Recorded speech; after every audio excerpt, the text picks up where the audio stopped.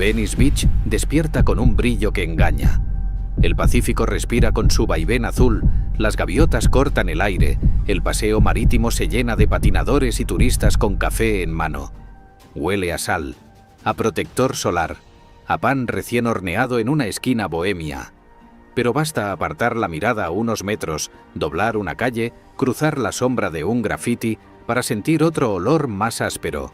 Plástico quemado, vinagre, humo dulce y agrio. Es el rastro químico de una realidad que se expande silenciosa.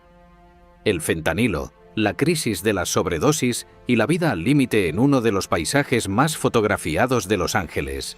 Si esta historia te ha hecho viajar con la imaginación, suscríbete, dale a me gusta y activa la campanita para seguir explorando el mundo con DocuTierra. En este documental vamos a caminar despacio. Queremos entender por qué, entre murales que celebran la libertad y palmeras que bailan al viento, crecen campamentos, carpas deshilachadas y miradas perdidas. Escucharemos el crujir de la lona al amanecer, el silbido de las bicicletas que pasan, la tos que despierta a medianoche. Conoceremos a quienes viven aquí sin techo, pero con historias, trayectorias de trabajo interrumpidas, traumas no atendidos, alquileres que se disparan, rupturas familiares, salud mental frágil y un mercado de drogas que se volvió más barato, más potente y más letal. No venimos a señalar con el dedo. Venimos a mirar de frente, a preguntarnos qué significa hablar de salud pública cuando la ambulancia tarda y la confianza en las instituciones está erosionada. Veremos a voluntarios que reparten comida caliente, a enfermeras que llevan naloxona en el bolsillo como quien lleva una llave, a artistas que pintan memorias sobre muros para que nadie se evapore en el olvido. Y también pondremos nombre a lo estructural, el costo de vida, la política de vivienda, los vacíos del sistema sanitario, las rutas del fentanilo y la economía que gira en torno al turismo.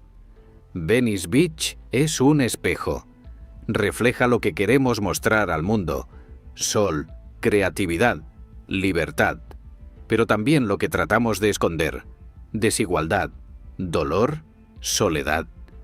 Entre la arena y el asfalto, entre el skatepark y las carpas, hay una pregunta insistente. ¿Cómo se sostiene la esperanza cuando el día siguiente no está garantizado? Acompáñanos en este viaje. Caminaremos con respeto, con curiosidad y con la convicción de que las personas son más que su peor día. Antes de convertirse en postal global, Venice nació de un sueño excéntrico.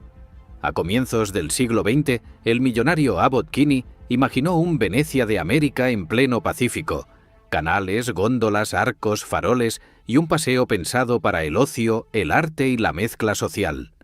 El rumor del agua avanzando por canales artificiales daba una frescura inesperada al calor californiano. Los domingos, familias enteras se reunían para escuchar música en vivo bajo pérgolas de madera. El olor a maíz, tostado y a algodón de azúcar se confundía con el yodo del mar. Venice nació parque de diversiones, sí, pero también experimento urbano, una ciudad jardín con alma de carnaval. Con los años, el carnaval mutó. Las olas atrajeron surfistas, el pavimento liso, patinadores y bicicletas, el alquiler barato, poetas, artistas, músicos, mentes inquietas. En los años 50 y 60, la Beat Generation dejó versos en cafés diminutos, donde el espresso humeaba y el humo del tabaco dibujaba filigranas. En los 70, el aire vibraba con funk y rock. El gimnasio al aire libre, Muscle Beach, convertía la fuerza en espectáculo. El skatepark incubaba un lenguaje propio sobre ruedas. Venice se hizo sinónimo de libertad, un laboratorio callejero de estilos, cuerpos, sonidos. Esta efervescencia cultural convivía con tensiones que rara vez se fotografiaban. Bajo las luces cálidas de los murales persistían desigualdades: jornaleros con salarios irregulares, veteranos de guerra buscando piso firme tras su regreso, jóvenes queer que encontraban refugio en la costa, pero no siempre un techo. A finales de los 80 y 90, mientras el resto de Los Ángeles enfrentaba crisis de violencia y crack, Venice se sostuvo en una burbuja creativa que, sin embargo, no estaba aislada del mercado inmobiliario. Los viejos bungalows cerca de los canales empezaron a cotizarse. Los lofts industriales se convirtieron en estudios de diseño y el rumor de la gentrificación empezó como un murmullo. Carteles discretos de «se vende», cafés con pan de masa madre, alquileres que subían despacio. La cultura de la calle, vendedores ambulantes, artesanos, músicos, le dio identidad y también un margen para la subsistencia. Era posible vivir con poco: unas tablas, un trabajo de medio tiempo, una habitación compartida, un colchón en un garaje. En ese ecosistema flexible, la comunidad se mezclaba sin demasiadas etiquetas: turistas con cámara, artistas con pintura en las uñas, familias latinas con neveras portátiles, veteranos con historias difíciles. Las noches de verano olían a sal y a pizza al corte. Los pasos sobre el paseo dejaban un ritmo de ciudad viva. A la par, el sistema de salud mental y de adicciones ya mostraba fisuras. Tras el proceso de desinstitucionalización desde los años 60 y 70, muchas personas con trastornos graves pasaron de instituciones cerradas a la calle, sin redes suficientes. La promesa de tratamiento comunitario chocó con presupuestos limitados y burocracias lentas. En Venice, ese hueco se cubría con improvisación solidaria. Iglesias con comedores, vecinos que compartían mantas, médicos voluntarios que pasaban consulta en mesas plegables. La playa era refugio, pero también frontera porosa. El sonido del mar calmaba. La humedad nocturna calaba los huesos. Los 2000 consolidaron dos Venice paralelos: el de los startups creativos y las terrazas brillantes, y el de los alquileres imposibles que empujaban a muchos a más lejos o a vivir en bichodo vehículos. Aún así, la memoria bohemia sostenía una ética de barrio: saludar por el nombre al de la bicicleta, dejar propina al músico callejero, reconocer al veterano de la esquina. En las paredes, nuevos murales hablaban de diversidad y derechos. En las ferias artesanales, el olor a incienso y a cuero curtido se mezclaba con la espuma del café. Era una comunidad orgullosa de su rareza, una isla estilística dentro de la metrópoli. En ese caldo de cultivo: creatividad, libertad, vivienda presionada, salud mental insuficiente. La llegada de opioides sintéticos como el fentanilo aún no era una palabra en boca de todos. Primero fue el eco de la crisis de analgésicos recetados en otras regiones del país. Luego la sustitución por sustancias más baratas y potentes en los mercados callejeros. Pero ese capítulo aún no había explotado. En Venice, la sensación era la de un equilibrio frágil, hermoso y precario, como una tabla sobre una ola grande. Bastaba un cambio de corriente, una recesión, una política de vivienda, un nuevo compuesto en la calle, para transformar la armonía en turbulencia. Este es el pasado que importa recordar. Venice como promesa y laboratorio, con su arte, sus canales, su músculo creativo y también con sus huecos estructurales. Porque solo entendiendo ese equilibrio delicado podremos comprender lo que vino después, cuando la marea de la crisis económica, habitacional, sanitaria, subió al mismo tiempo. La primera década del siglo XXI trajo consigo una transformación silenciosa pero implacable a Venice. El murmullo de la gentrificación se convirtió en un rugido. Las casas de estilo artesanal, antes asequibles para artistas y familias de clase trabajadora, se revalorizaron a precios astronómicos. El olor a salitre y a incienso empezó a mezclarse con el aroma de cafés de especialidad y boutiques de lujo. El paseo marítimo, que alguna vez fue un crisol de culturas y expresiones, comenzó a ver cómo los pequeños negocios locales eran reemplazados por cadenas y franquicias. La crisis financiera de 2008, lejos de frenar este proceso, lo aceleró de una manera perversa. Mientras muchas familias perdían sus hogares en otras partes del país, en Venice, los inversores vieron una oportunidad. Compraron propiedades a bajo costo, las renovaron y las pusieron en el mercado a precios que solo los recién llegados de la industria tecnológica o del entretenimiento podían pagar. El alquiler promedio se disparó, expulsando a los residentes de toda la vida. El sonido de las obras de construcción se hizo constante, un martilleo que resonaba como un requiem por el viejo Venice. En este contexto de desplazamiento, la población sin hogar de Los Ángeles, ya de por sí numerosa, encontró en Venice un último refugio. La playa ofrecía anonimato y una relativa tolerancia. Las carpas y los campamentos comenzaron a proliferar en los espacios verdes, bajo los puentes y a lo largo de los canales. El contraste entre las mansiones de millones de dólares y las tiendas de campaña improvisadas se hizo cada vez más chocante. El olor a mar y a jazmín se vio opacado por el de la basura acumulada y la precariedad. Paralelamente, la crisis de los opioides en Estados Unidos, que había comenzado con la sobreprescripción de analgésicos en los años 90, evolucionó. Las farmacéuticas fueron demandadas, las recetas se hicieron más difíciles de obtener y el mercado negro se adaptó. Primero, la heroína se convirtió en la alternativa barata. Luego, a mediados de la década de 2010, apareció un nuevo actor, el fentanilo. Este opioide sintético, 50 veces más potente que la heroína y 100 veces más que la morfina, era más fácil de producir, transportar y vender. Su bajo costo y su extrema potencia lo hicieron rápidamente popular, pero también increíblemente letal. En las calles de Venice, el fentanilo se infiltró como una sombra. Al principio se mezclaba con otras drogas, a menudo sin el conocimiento del consumidor.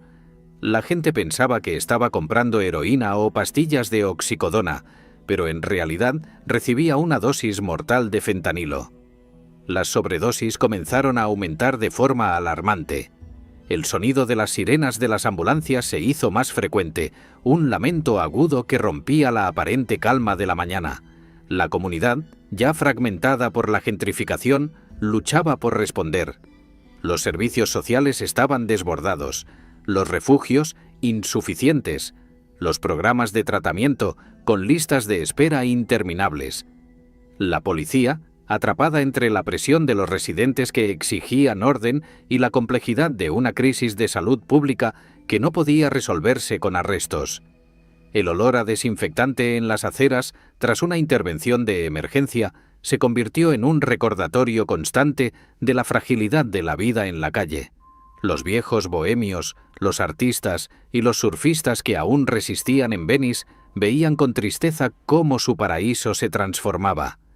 La libertad que una vez definiera el lugar ahora se sentía como abandono para muchos. La tolerancia se confundía con la indiferencia. Las historias de éxito de los nuevos ricos contrastaban brutalmente con las tragedias silenciosas que se desarrollaban en los campamentos. El sol de California seguía brillando, pero sus rayos ya no calentaban por igual a todos. La transición de Venice de un enclave bohemio a un epicentro de la crisis de fentanilo y sinhogarismo no fue un evento repentino, sino una acumulación de factores: la presión inmobiliaria, la falta de vivienda asequible, la evolución del mercado de drogas y la insuficiencia de los sistemas de apoyo social y de salud.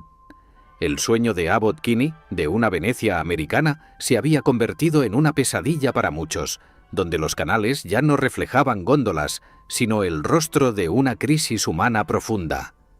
El amanecer en Venice trae un frío que se mete por las costuras de la lona. A esa hora la playa es un lienzo gris que lentamente se enciende. Los corredores pasan con su respiración medida, las gaviotas se disputan restos de comida y en los bordes de los parques comienzan a asomar manos que estiran sacos de dormir. El sonido de las cremalleras al subir, de las estacas desenterradas, convive con el rumor del mar. Para quienes viven sin techo, la rutina matinal es una coreografía de supervivencia. Asegurar pertenencias, buscar baños públicos, trazar el mapa del día. En el aire flota un olor mixto: sal, café barato que alguien reparte en vasos de unicel y, a veces, un humo dulce, agrio, que no es madera ni tabaco. Es un olor que muchos ya reconocen sin querer, combustión de algo que trae alivio fugaz y deuda larga. La realidad de Venice hoy no es una sola. Es un mosaico que mezcla turistas con cámaras, residentes con perros de raza y gafas de sol, trabajadores del sector servicios que empiezan turnos antes del sol y personas que cargan mochilas con toda su vida dentro. En ciertas esquinas, la calle parece un mercado. Carritos con ropa de segunda, herramientas, libros, latas. hay intercambios de bajo costo y alta necesidad. En los bancos, algunas caras miran hacia el mar como quien hipnotiza el dolor. En otras, la mirada es huidiza, inquieta, un cálculo constante del riesgo. ¿Quién se acerca? ¿Es la patrulla? ¿Viene limpieza de calle? ¿Alguien trae Narcan si algo sale mal? El fentanilo no siempre se ve, pero se siente en los tiempos. Tiempos que se interrumpen. Tiempos que se aceleran. Tiempos que se apagan. Un grupo comparte una pipa improvisada. Otro, pastillas que parecen de farmacia pero no lo son. Más allá, alguien sostiene una bolsita con polvo que dicen que es más suave. La incertidumbre es brutal. La misma dosis que ayer apenas calmó el temblor, hoy puede cerrar pulmones en segundos. Por eso, entre mochilas y bolsillos, la nalóxona se ha vuelto una herramienta tan común como una linterna.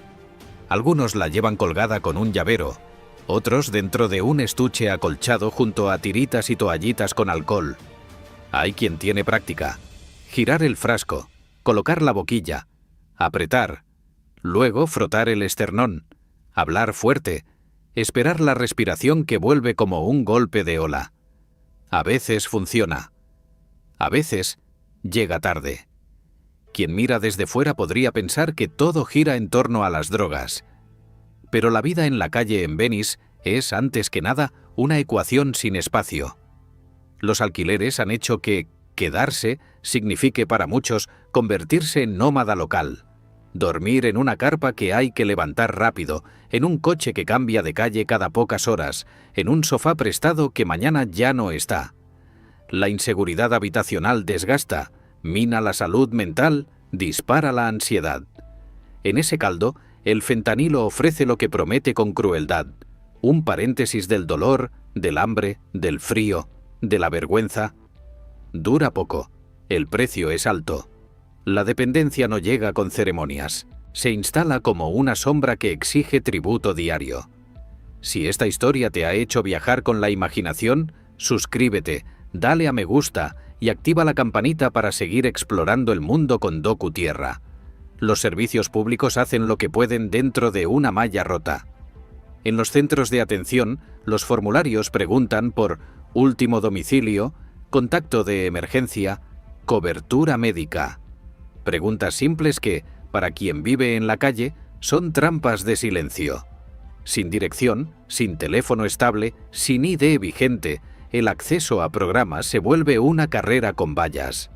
Cuando se logra una cita, la espera puede ser larga. Y el tiempo en la calle no perdona. Quienes reparten comida caliente conocen por nombre a quienes hacen fila. Preguntan por ausentes con la preocupación que en otros barrios se reserva a los vecinos mayores. ¿Supiste de té? Se le veía mal. Dicen que cambió de esquina. Las ausencias pesan.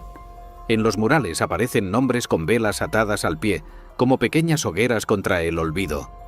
El paisaje urbano es en sí mismo un personaje en conflicto. La avenida principal brilla al mediodía. Heladerías artesanales, bicicletas de alquiler, tiendas de souvenirs. Unos metros más allá, al resguardo de un seto, se ve una mochila abierta, un botiquín improvisado, una manta con manchas de sal. La policía pasa despacio, a veces con el altavoz que pide despejar, a veces simplemente observa. Los trabajadores de limpieza recogen agujas con pinzas largas. Los voluntarios preguntan si alguien necesita kits seguros. La convivencia es tensa. Residentes piden orden. Temen por la seguridad de sus hijos que patinan a la salida de la escuela. Comerciantes sufren pérdidas por hurtos y cierres forzados. Turistas se incomodan ante escenas que no caben en el álbum de fotos. Al mismo tiempo, hay quienes llegan cada fin de semana a repartir agua, calcetines, toallas húmedas y a ofrecer miradas que no cosifican. La salud mental atraviesa todo. Ansiedad, depresión, trastorno por estrés postraumático, psicosis, duelos no resueltos. Muchos han sobrevivido a traumas repetidos, violencia doméstica, pérdidas familiares, entornos inestables, sistemas de protección fallidos. En ese contexto, La sustancia no es solo escape, es para algunos autogestión maldita. Funcionar lo justo para conseguir comida, dormir, no sentir. El fentanilo, con su potencia y su disponibilidad, abarata ese funcionar, pero también recorta la vida. Hay quien intenta microdosificar para evitar el derrumbe, hay quien mezcla con estimulantes creyendo que así compensa. La fisiología no negocia. Las sobredosis siguen un patrón caprichoso. A plena luz, en un baño público, bajo una palmera, en el asiento trasero de un sedán viejo que huele a moho. En medio de la crisis, emergen redes informales de cuidado. Una pareja que vive en una van reparte cucharas limpias y papel aluminio sin agujeros. Un barbero con silla, plegable, corta cabello gratis los domingos. Si te ves mejor, te sientes mejor. Una señora mayor del barrio hornea pan y hace sándwiches que entrega con servilletas perfumadas de lavanda. En un porche, un grupo de vecinos guarda un termo con agua caliente para té y café. Estas pequeñas acciones no sustituyen políticas públicas, pero construyen una sensación de pertenencia que, en ocasiones, es suficiente para que alguien busque ayuda formal al día siguiente. Un joven con tatuajes en los nudillos muestra orgulloso su kit de naloxona. He salvado a 3. A veces me tiemblan las manos, pero hay que hacerlo. La relación con el sistema de justicia es ambivalente. Algunos agradecen la presencia policial cuando previene violencia o conflictos. Otros la viven como acoso, decomiso de pertenencias, desalojos de campamentos sin opción de albergue real, citaciones imposibles de atender cuando no se tiene reloj ni transporte. La frontera entre orden público y castigo a la pobreza es difusa. En reuniones comunitarias las voces suben de tono. No es odio, es miedo, dice una madre. No es delincuencia, es supervivencia, responde un voluntario. Entre ambos, un vacío de políticas integrales que aborden vivienda, tratamiento y empleo de manera coordinada. En Venice, la economía del fentanilo funciona como un río subterráneo. Las rutas no son visibles a simple vista, pero se intuyen. Mensajería en bicicletas, micropuntos de venta móviles, teléfonos que cambian de número cada semana. La oferta varía. Tiras de pruebas para detectar fentanilo circulan entre quienes se informan. Otros apenas han escuchado del riesgo. Quienes han tenido una sobredosis hablan de irse, como de un sueño pesado sin sueños. Quienes han devuelto a alguien cuentan que los ojos tardan en volver a enfocar, que a veces la persona despierta confundida y furiosa, que el cuerpo tiembla. Hay días en los que la playa registra 3, 4 intervenciones en horas. Los médicos de urgencias del área, curtidos, repiten el mismo consejo. Nunca consumas solo, lleva naloxona, prueba primero una dosis mínima. Reglas de supervivencia para un entorno que no debería exigirlas. La educación y la prevención encuentran grietas por donde entrar. En murales y postes se leen mensajes breves. Narcan salva, prueba antes de usar, llama si ves a alguien azul. En una clase de yoga gratuita, la instructora abre con una respiración guiada y cierra, recordando los puntos donde recoger kits. Un músico callejero detiene su blues para decir el número de un centro de ayuda. Hay vergüenza, sí. Hay miedo a ser juzgado. Pero también hay una normalización pragmática de herramientas que, hace apenas unos años, hubieran sido impensables en un paseo turístico. El turismo convive con la reducción de daños como 2 capas superpuestas de una misma ciudad. Y, sin embargo, incluso aquí, la vida insiste. Un niño lanza una cometa naranja que por un momento se enreda en una palmera. 2 adolescentes ensayan trucos en el skatepark. Una pareja se hace fotos frente a un mural con alas. Un perro corre detrás de una pelota con la lengua afuera. En un banco cercano, un hombre que no ha dormido bien sonríe mirando el mar. Hoy no llovió, dice. Parece poco, pero no lo es. La esperanza en Venice no se mide en grandes declaraciones, sino en resistencias pequeñas.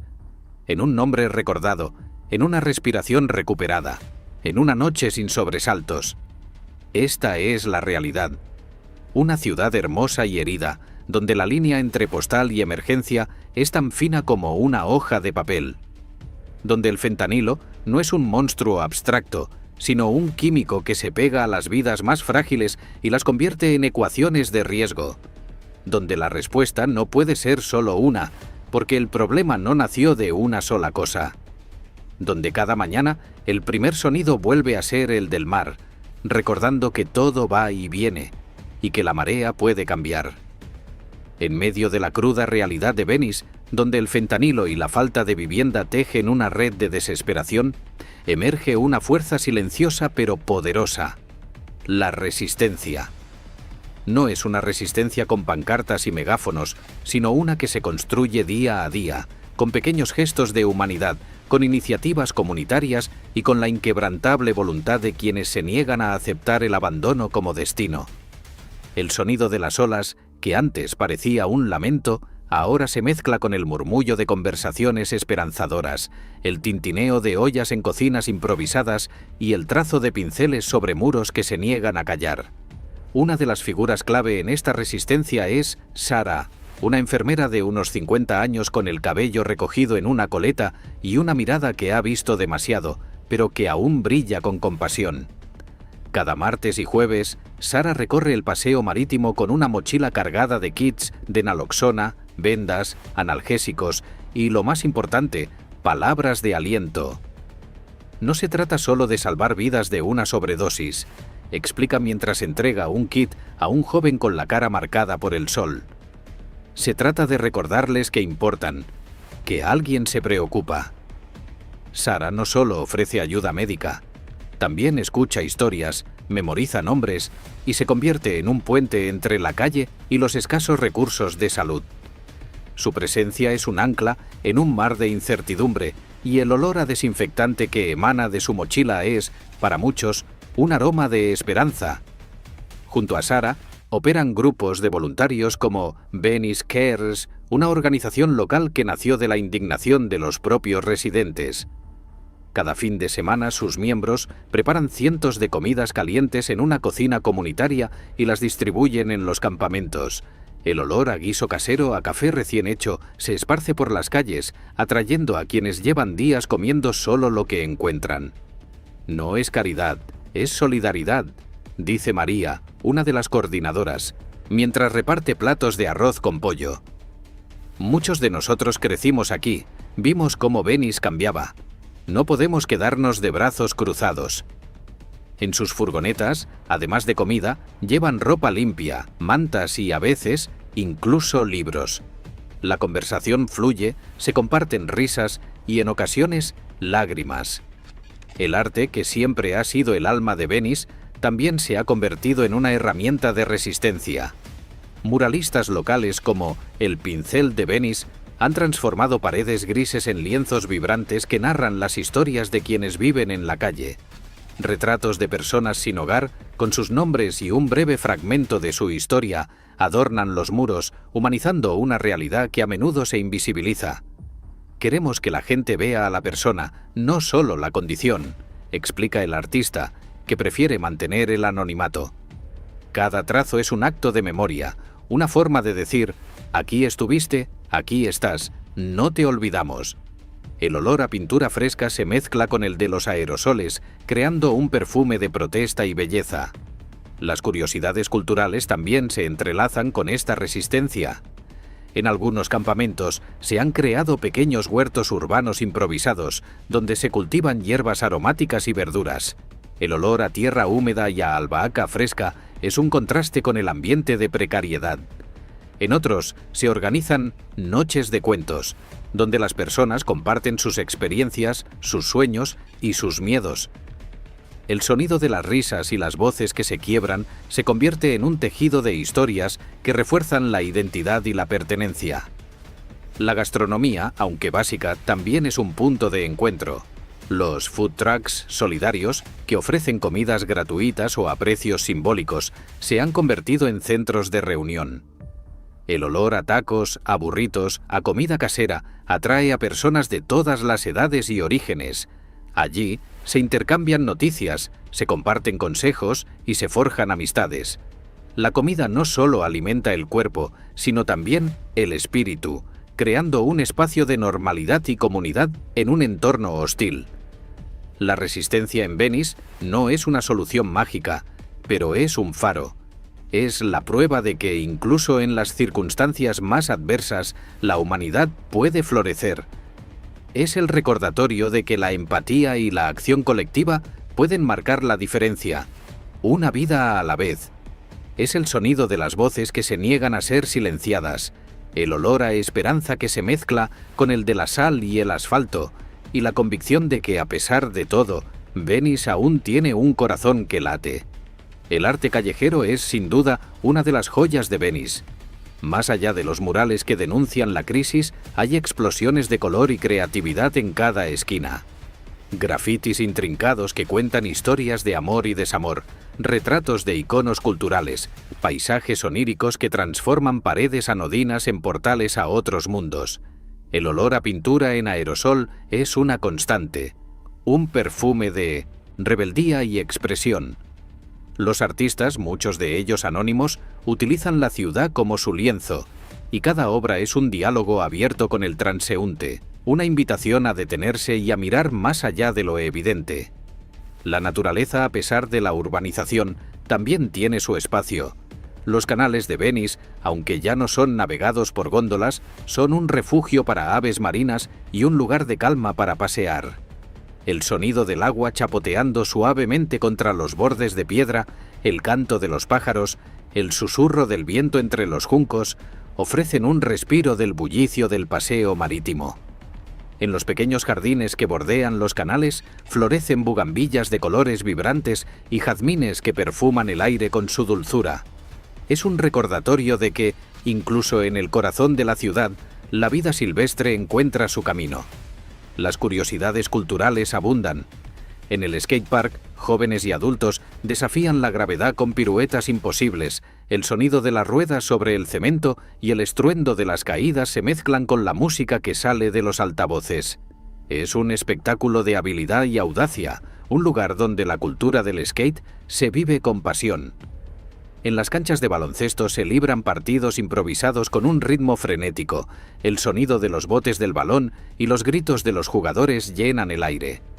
Es un espacio de encuentro, de competencia sana y de camaradería. Los festivales y eventos comunitarios, aunque a veces eclipsados por la crisis, siguen siendo una parte vital de la vida en Venice, desde desfiles de Halloween con disfraces extravagantes hasta conciertos al aire libre que reúnen a músicos locales.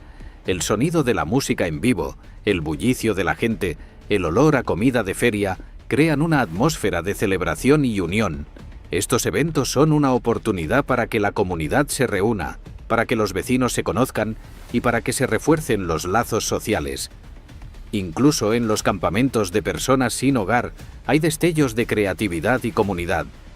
Algunos han decorado sus carpas con luces de Navidad, otros han creado pequeños jardines con plantas en macetas. Hay quienes comparten sus talentos, enseñando a otros a tocar la guitarra, a dibujar o a tejer.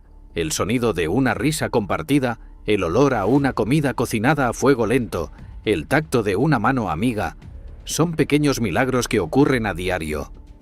Venice es un lugar de contrastes, donde la luz y la sombra bailan juntas. Es un recordatorio de que la belleza puede coexistir con la adversidad y que la esperanza puede encontrarse en los lugares más inesperados. Es un lugar que te invita a mirar más allá de los titulares, a escuchar las historias que no se cuentan y a sentir el pulso vibrante de una comunidad que, a pesar de todo, sigue luchando por su alma. Cuando cae la noche en Venice, el aire cambia de temperatura y de textura. La brisa trae sal y una pizca metálica que recuerda al muelle. Los pasos suenan huecos sobre el paseo. Las luces de los locales hacen brillar los murales como si respiraran. El día ha sido largo. En la arena quedan huellas superpuestas, las de los turistas descalzos, las ruedas de los skaters, los surcos de carritos que reparten comida, las marcas de camillas que alguna vez corrieron contra el tiempo. Sobre ese palimpsesto de pisadas se escribe, cada día, la historia de una ciudad que no es solo postal ni solo herida. Es ambas cosas a la vez. Mirar a Venice desde su pasado nos enseñó a reconocer el laboratorio cultural, la belleza bohemia, la mezcla que le dio alma. Entender su transición nos reveló las grietas, el costo de vida que se disparó, la vivienda que se volvió una quimera, la marea de los opioides que llegó con la fuerza de un químico invisible.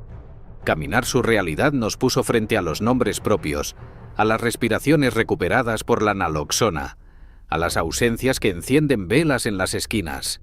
Escuchar la resistencia nos recordó que la dignidad se teje con actos pequeños y obstinados, y asomarnos a su otro lado nos hizo justicia. Venice también es color, música, sabor, naturaleza, una estética callejera que insiste en la belleza incluso cuando el horizonte se nubla. Queda la pregunta más difícil. ¿Qué futuro es posible? Ninguna respuesta honesta cabe en una frase. Pero hay coordenadas. Donde hay vivienda estable, la vida se ordena.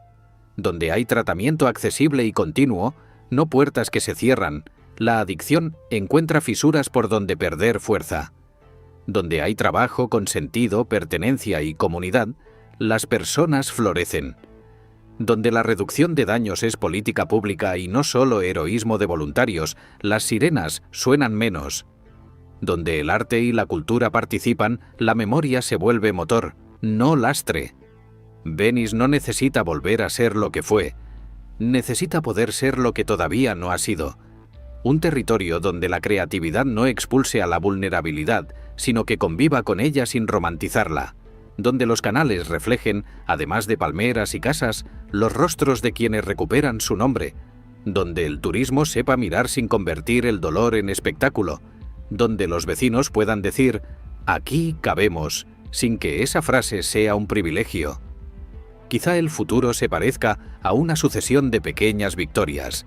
Una cuadra con viviendas de transición bien gestionadas. Una clínica móvil que ya no se queda corta. Un programa que convierte oficios en empleo. Un mural que cuenta una historia de regreso y no de despedida. Un parque donde los niños corren y las personas que ayer dormían a la intemperie hoy hacen fila para recoger llaves. Pequeñas victorias que, juntas, cambian el rumor del mar. Si algo aprendimos caminando, Venice, es que la esperanza no es ingenuidad, es técnica y es ternura. Técnica para diseñar políticas que funcionen, ternura para sostener a quien se cae sin convertirlo en una cifra. Las dos cosas, a la vez, como dos olas que se encuentran y por un instante se elevan más alto. Hoy, al cerrar este viaje, volvemos a escuchar el sonido que lo empezó todo, el mar. Su constancia es una promesa humilde. Las mareas suben y bajan, pero siempre regresan. Tal vez el desafío de Venice y de tantas ciudades sea aprender a cuidar a su gente con esa misma constancia. Sin prisa que atropelle, sin pausa que abandone. ¿Tú qué piensas? ¿Cómo debería una ciudad como Venice equilibrar libertad, cultura y cuidado para que nadie quede fuera? Cuéntamelo abajo y no olvides suscribirte, dar me gusta y activar la campanita para que sigamos viajando juntos.